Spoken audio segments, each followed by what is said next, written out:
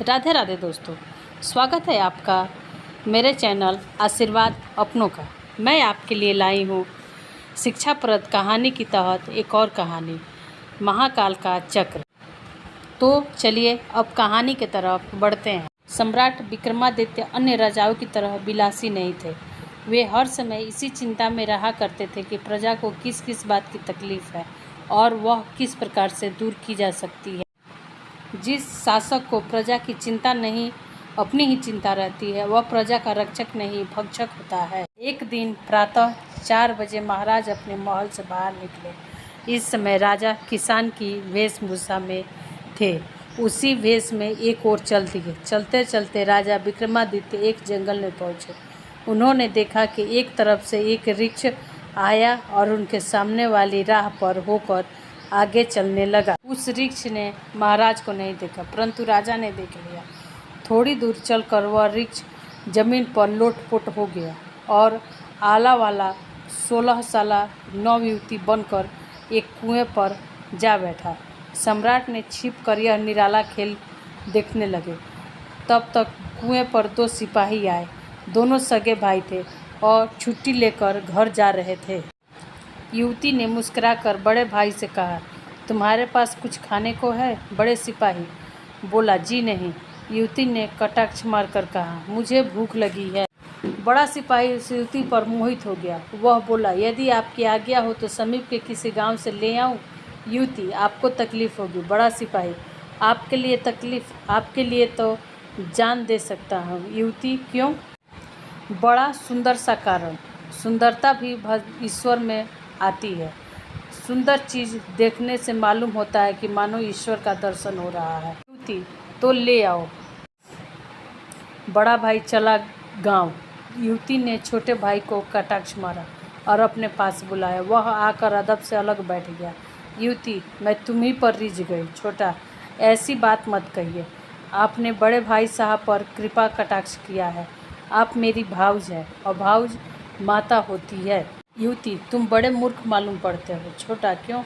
युवती, तुम्हारे बड़े भाई की क्या उम्र है? छोटा, 50 साल। युवती, तुम्हारी उम्र क्या है? छोटा, 35 साल। युवती, और मेरी उम्र क्या है? छोटा, आप ही जाने। युवती, अपनी बुद्धि से बताओ। छोटा, होगी 15-16 साल की। युवती, अब तुम ही बताओ कि एक 15 साल की लड़की 35 साल के आदमी को पसंद करेगी या 50 साल के बूढ़े को? छोटा सिपाही कुछ भी जवाब न दे सका।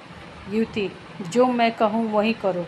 तुम वही करो, तुम मेरे साथ भाग चलो। छोटा, कदापि नहीं। आप मेरे बड़े भाई से सप्रेम बात कर चुकी हैं। आप भाउज हैं और माता के समान है। युवती, अगर आज तुम मेरी आज्ञा नहीं मानोगे तो मारे जाओगे। छोटा, चाहे कुछ भी हो, इसकी परवाह नहीं। थोड़ी देर में बड़ा भाई सिपाही 250 ग्राम पेड़ा लेकर आ गया। तब युवती ने अपनी साड़ी जहाँ तहाँ से फाड़ डाली थी। उसी साड़ी से मुंह ढक कर रोने लगी। बड़ा सिपाही, तुम रोती क्यों हो? यह लो पेड़ा खाओ। युवती, पेड़ा डाल दो कुएं में और तुम भी उसी में कूद जाओ। बड़ा, क्यों? युवती, तुम्हारा यह छोटा भाई बड़ा दुष्ट है। यदि तुम जल्दी न आ जाते तो इसने मेरा अस्तित्व नष्ट कर दिया होता। यह देखो, छीना झपटी में मेरी रेशमी साड़ी तार तार हो गई। बड़ा भाई, क्यों बे, तूने ऐसी हरकत की? छोटा, भाई साहब, यह झूठ कहती है। बड़ा, क्यों बे, यह वह झूठ कहती है तो तू सच कहता है, जबकि प्रमाण सामने मौजूद है। छोटा, मैंने कुछ नहीं किया बड़े भाई साहब। बड़ा, अगर तूने कुछ भी नहीं किया तो क्या बिना कारण ही यह रोती है?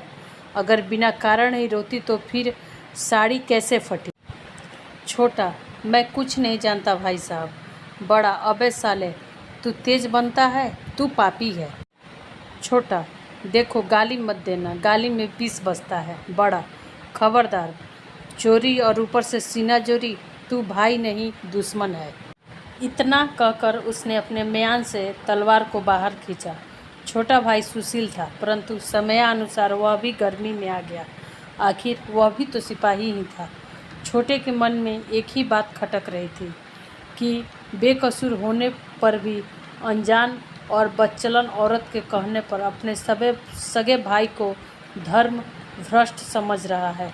छोटे ने भी अपनी म्यान से तलवार को खींच लिया।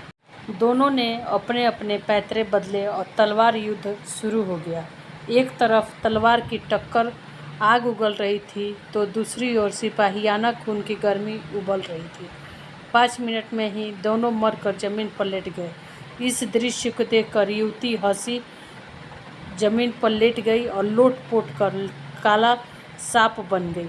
अब वह सब सांप आगे की ओर चल दी। सम्राट ने प्रण कर लिया कि अगला पार्ट मेरे चैनल पे कल आएगा। अगले पार्ट के लिए मेरे चैनल को सब्सक्राइब करें।